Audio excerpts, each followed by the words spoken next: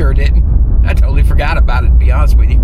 Or maybe it was just out of sight, out of mind. Maybe in the back of my mind I did remember it. But nonetheless, it's been sitting out there for a while.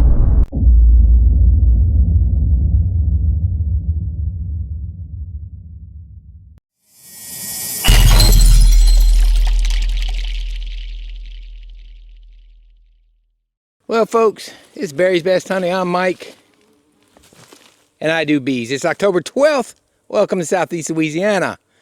Here at a swarm trap. Yeah, that's right. Remember that swarm trap? This is it. And check this out. When I first walked up, what I saw. There's a yellow jacket trying to get in. Ooh, they just got attacked. Ooh, they attacked him again.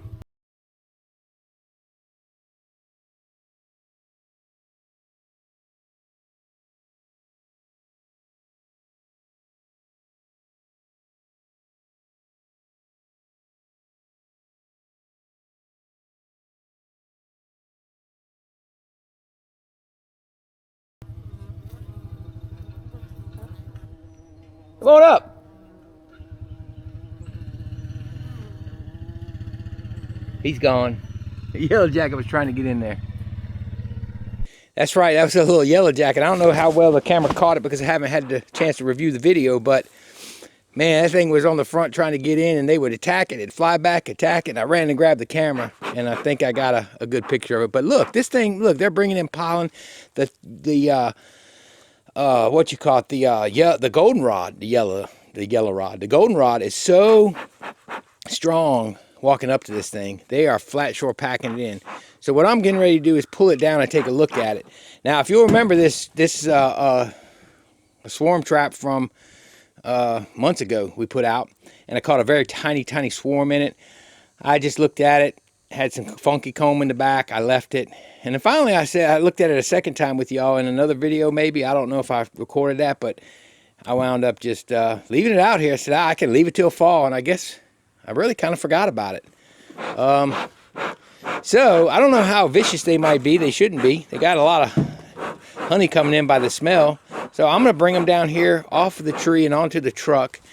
And if it's not too terribly heavy, and we're going to open it up, and hopefully if it's not too, I'm sure the comb is down here by now, but if it's not too bonded together, we might pull it apart a little bit and just see what we got in here.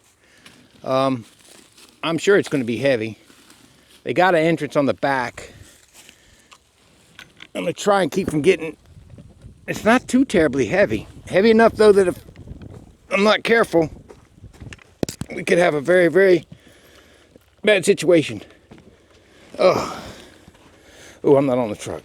Okay, let's see what happens here. Let's open it up. So I'm going to throw a little smoke on them.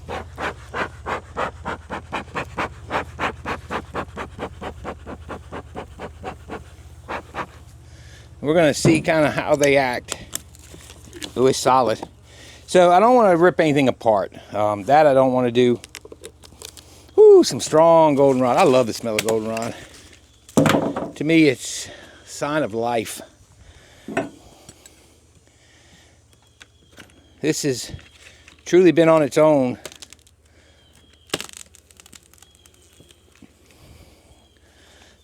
I do have my regular jacket if I need it. Because the colonies at home have been pretty ugly. Now it always has a problem with sticking because, you know, it's not got the proper bee space. It's just an old swarm box I put together. Oh, well, there you go.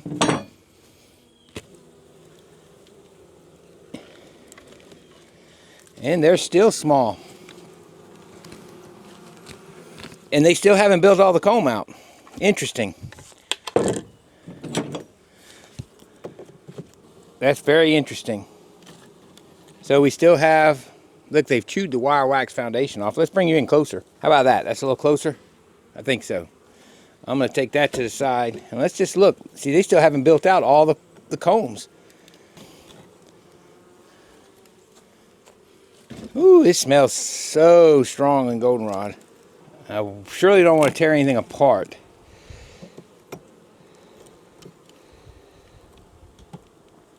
But there's a lot of bees coming and going from this thing. That's full of goldenrod pollen. There's eggs in here. There's eggs in there. They're loading in for the winter.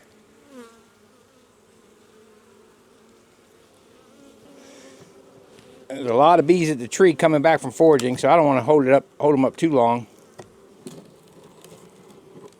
And I see eggs and larvae, you know, the whole thing you see in a hive, in a colony's hive. Everything looks normal. They're small, but they look normal. Don't see any deformed wing virus, anything like that. Plenty of pearly white larvae. This is what we want to see. It's a healthy little colony, but little it is. That's all right. And I'm going to put one or two more. I don't want to go crazy because there is some wonky comb at the back of it. It had a bad frame back there. And so far, very gentle bees.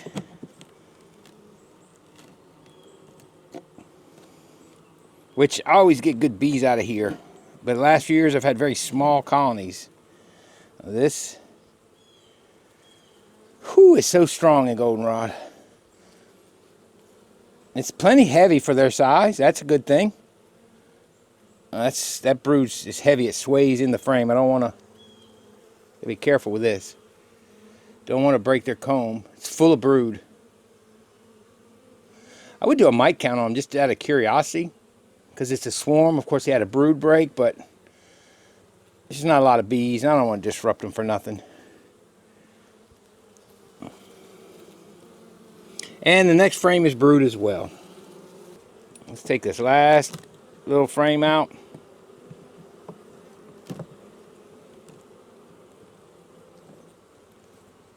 Now this one had foundation in it, so I can turn it on its side.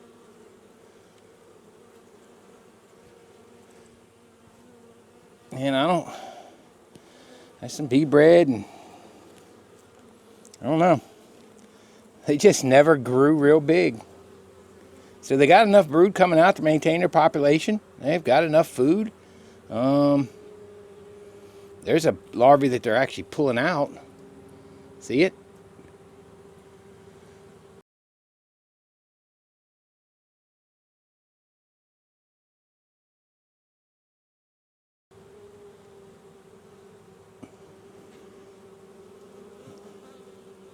Couple of them in there like that. But definitely interesting how they just stayed so small. They moved in, they were very tiny. They grew enough to sustain themselves. They're packing it in, and they're ready to go into winter. Do I leave them out here for winter? That's the question. They've been out here this long. But I do want to hang a swarm trap here, but I don't know. Last 2 years have been tiny, tiny colonies out here. The bees I've gotten out of here years past have always been good. And these aren't bad, they won't grow. Now my other tiny colony that came out of here I gave to Rodney, and it grew just fine. And it wasn't like it was a very, very late swarm. It wasn't late. It was here in the swarm season. So, I don't know. I'm going to hang it back up. We're just going to leave it for now.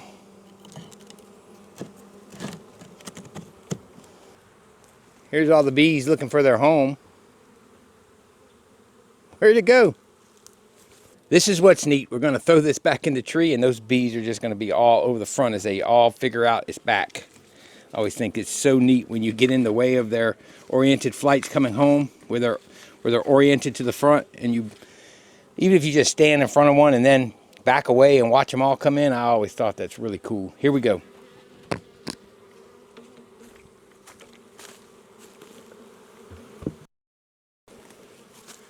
Look at them. Look at them. Wow. This thing went through a hurricane on this tree. Now, the hurricane actually came over us, or just east of us. which is another 20 miles, but they still had some pretty good wind out here, and it hung in there. So I'm gonna leave it up. I'll come back. If I get it, it'll be in the winter time. Why not? Just let them be bees. All right, let me go move on.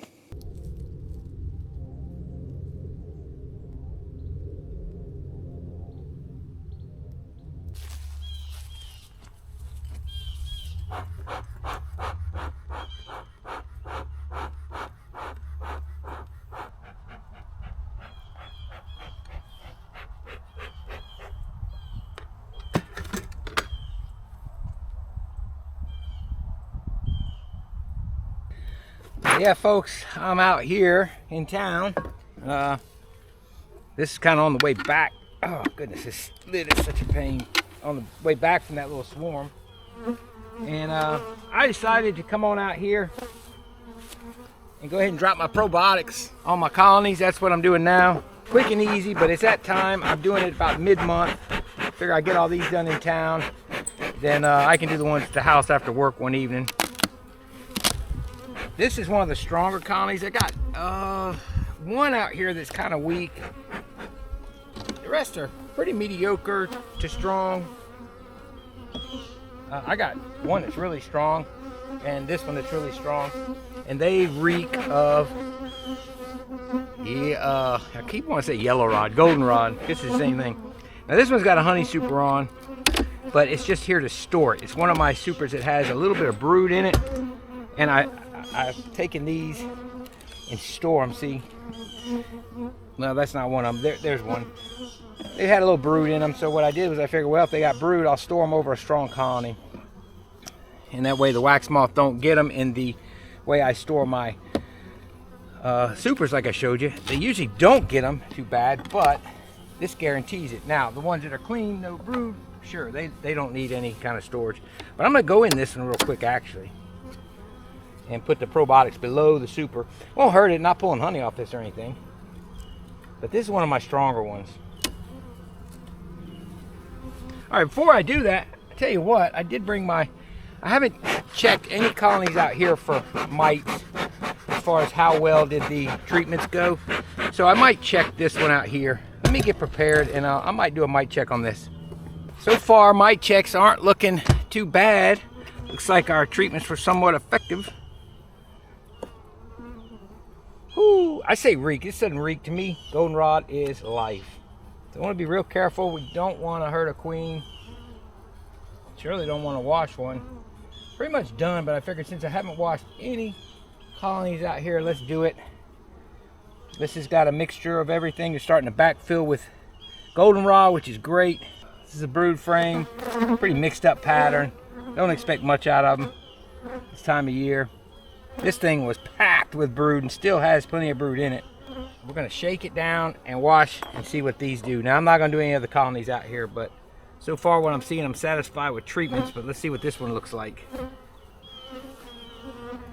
So quick check for the queen. All right, this one's got larvae, young larvae. This is what I want. I want one that's got a mixture of brood, and that's what we've got. I'm gonna check for the queen very quickly here, and then I'm gonna shake this down.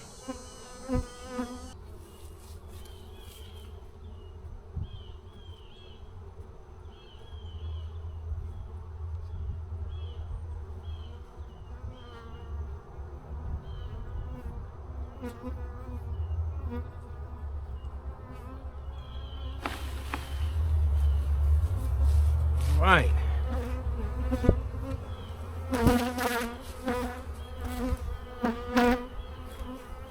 Y'all seen me do this before. I let all the flying bees come out.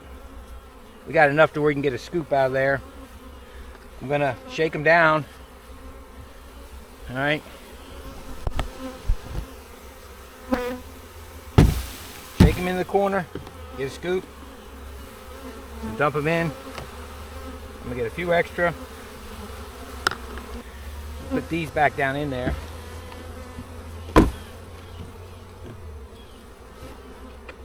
And we're gonna shake up the bees without the queen, right? Right. All right, nurses, off you go. And I'm gonna shake them for a minute. I'll be back when I'm done shaking. So, hey folks, I do want to show you, this is the colony I went through. I don't know, it was in one video, I'm pretty sure I showed you.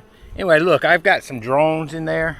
This was the one that had drone brood in it. It was packed, it was blowing up. Tons of brood going into September, mid-September. So what I was saying was, as the brood comes out, they're gonna backfill it, and that sure enough is what they're doing.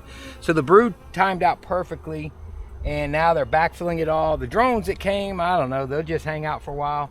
But that was the ideal setup for this thing. Full of brood for winter bees, growing up. It's loaded now, and it's being backfilled where all the brood was with goldenrod, and you can smell it. It's strong. So this colony will be set up for winter perfectly. It'll be exactly what we're looking for, and as long as they've got the food, the mites are taken care of, and the queen is in good shape, they'll be ready for spring. As long as we didn't wash her. I didn't see her. I checked very carefully for her, and we're gonna hope for the best. So I'm gonna get them back together. I just zipped through real quick to kind of see what they did, putting them back together. And the reason I tested this one out of the others, because I only planned on doing maybe one out here anyway, was simply because it was the largest one. It had the most brood in it just a month ago. And it still got quite a bit of cap brood. So I kind of wanted to see if there was any correlation with what has emerged out since then, as far as what mites weren't phoretic. The phoretic mites being attached to the bees, of course, to see if anything that was behind the brood caps maybe came out and reinfested our colony, or did we really get them good with the Apagard over time? So, gonna go ahead and put some probiotic on it. Super DFM is my probiotic. It's made by Strong Microbials. That's who makes this. It's that time that I'm gonna be putting it on. I'm gonna go with a monthly dose.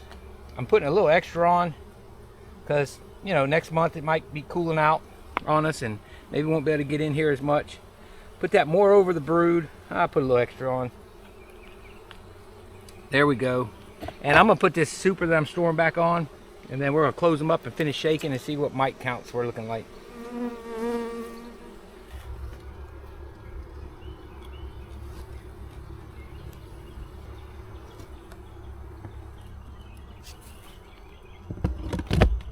And what I can tell you about these colonies out here, this one here, this big one, it is infested with mites. So they're gonna get a blast of oxalic acid here in another, probably, I don't know, pretty soon.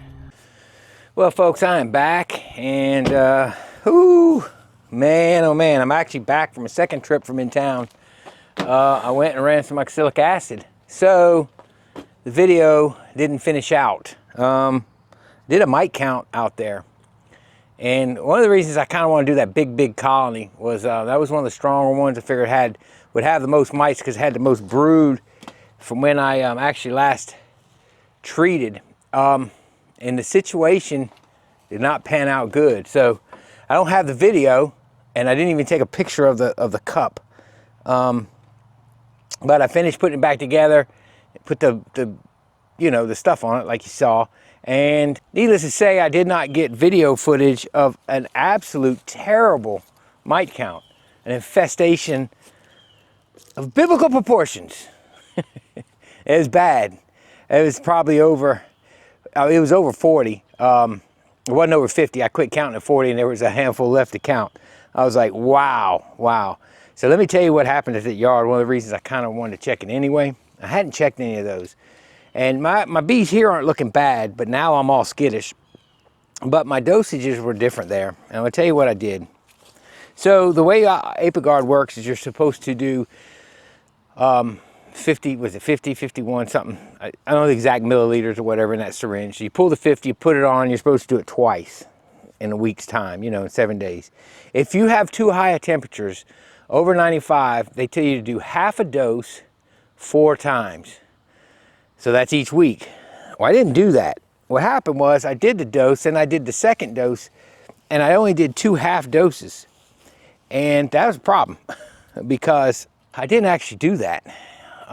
What I did was I finished treating them and I went to the conference, listened to Greg Rogers talk about doing 35 milliliters. So I finished out all these with 35 milliliters, and he does 35 3 times. So out there, I did 2 half doses instead of 4. I did, and I don't know that I even got the 30 milliliters on there, because what I did here was I finished up with 30. So there's a prime reason why you do the entire dosage of the treatment, and there's a good reason to check to see if your treatment was sufficient. Out here, it seems sufficient. Out here, I'm doing okay. So what I did is I went back, and I went back with my vaporizer, and I didn't take the camera. I zipped over here, grabbed my generator, grabbed my stuff, and zipped over there and shot them with some oxalic acid. And before I did counts on 2 more colonies, and one was just below threshold at 8 mites, and another one was about 20 mites. Okay, quick voice over here just to let you know what happened. I went out there, and this was a cool situation. I needed to tell you about this. I go back out, and I decide I'm going to sample 2 or 3 more colonies. You know, I want to see what's really going on out here.